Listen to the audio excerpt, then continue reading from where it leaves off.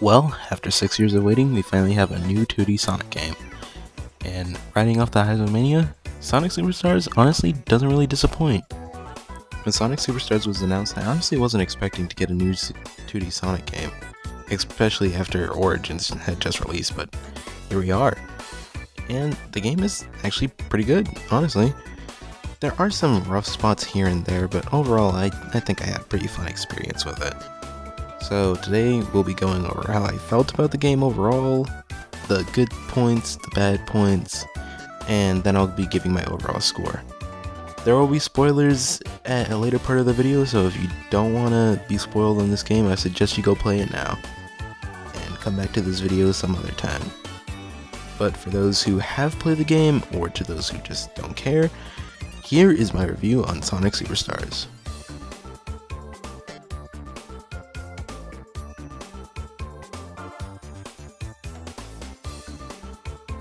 Right off the bat, the presentation for this game is alright. The models are pretty good, and they're a lot more emotive than I thought they would be, especially since most of these models are either reused or somewhat remade in a way, and most Sonic games nowadays kind of just don't really stick to most animations that they used to have, but I'm surprised. A lot of the characters showed a lot of emotions in the background half the time, and it was really cute. I especially liked certain animations, like for Sonic and Amy. They were really nice, and I just love the idle animations for each character. They're really cute and expressive, and I just think that's how I feel about the models overall. I think they did pretty good translating both the original sprites to 3D. It works pretty good. When it comes to the backgrounds and how the levels look overall, I'd say it's pretty mixed for me. Sometimes the levels will look generally really good and like they're really pleasing on the eyes, but sometimes other levels will just be like pretty bland and generic looking and kind of looks like some action figure set that you would play with. It's not too bad. In fact, I'd say like a big majority of the levels here are actually really nice looking, but the ones that aren't do kind of stick out in a way that rubs me the wrong way. It's not fully bad, but it definitely could be better. Speaking of levels, I actually quite enjoyed the stages in this game overall. This game has 11 zones total, and they all kind of work for me. The last two zones I'm not too big on, especially the last one in particular. I really didn't have a fun time with it. But most of them are pretty good. I like that there's little gimmicks in each level to separate them up. Like, the first level has a bunch of different areas you can go around in. The second level, Speed Jungle, is pretty good, and I love that there's a lot of grind rail sections on like different finds, and I really like the feeling there. And I'd have to say my favorite level from this game is Lagoon City. I enjoyed it a lot, especially Act 1. I think it really suits each character's playstyle just by playing it myself, and honestly it works to its benefit. Speaking of each character, I enjoyed playing as each character. During my playthrough, I cycled through each character to get a feel for them each time I played a level, and they did not disappoint. They all have their basic movesets from their past iterations, except for Amy, because she is technically a newcomer to the classic game series. But saying which character I like the most, I like playing as Amy and Sonic the best. Amy because of her double jump, and Sonic overall because of his drop dash. And honestly, the other two, even though I didn't play them as much, they played alright. I'd say every character here is good, even though they practically have the same movesets besides certain moves. They all played pretty great. Something I also liked about the stages in this game is that certain zones have stages where you can play as one character, and the stage is tailored to how that character plays, and I think that's a really good idea. It splits up the gameplay even if you're playing as one character through one playthrough. I think it works to the game's benefit a lot. I especially like that one of the acts in Lagoon City Zone is an act all around Amy and how she plays, and it has you using her hammer to get rid of little fruit, and the later part of the act has you help Trip, one of the new characters, and it's just overall really cute. And that's another thing I really like about this game, is that it takes the subtle storytelling that you would see in most classic Sonic games like Sonic 3 and Knuckles and Sonic Mania to an extent, and amps it up a little. Like, there's so many cutscenes where the characters are just like interacting and fooling around and having fun, and it's overall really cute. And even though there's not much voice acting in this game, I think it works too. I think it works to its benefit. I like it a lot. Now, something new to this game that I found really interesting is the special stages. The special stages in this game are all brand new, and there's these little mini games where you're catching the Chaos Emeralds, and it's really nice. Except for the 5th Chaos Emerald stage. I absolutely hate that one, and I never want to play it again. But it's overall really cool. Speaking of the Chaos Emeralds, each time you collect a Chaos Emerald, they grant you a new power to use before you get Supersonic. And it's a neat idea, but most of the time you probably won't be using half of them. But the ones that you will be using are really nice. Avatar is a good one. Bullet and Ivy are good for exploring, and I use Bullet a lot to get out of certain situations, especially in certain boss battles, including the final one, which was a hassle and a half. And even though I didn't use too many of the powers all that much, they're overall really nice, and it's a really good addition that I think should be used in more 2D Sonic games going down the line. That the Chaos Emeralds give each character's different powers. It works to its benefit. And it's a lot different, honestly. I wasn't really expecting it. Also, can we just talk about how good the music for the special stage is? You can't tell me that it is not a banger. It is so good to listen to. I have been listening to it in my spare time, and it is something I do not regret. It is so good.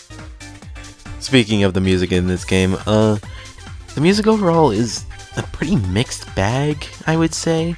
Most songs in this game are really good, and they would honestly be in like my favorite Sonic songs, especially certain ones like Pinball Carnival Act 2, Lagoon City Zone Act 1, and my overall favorite from this game's Sand Sanctuary.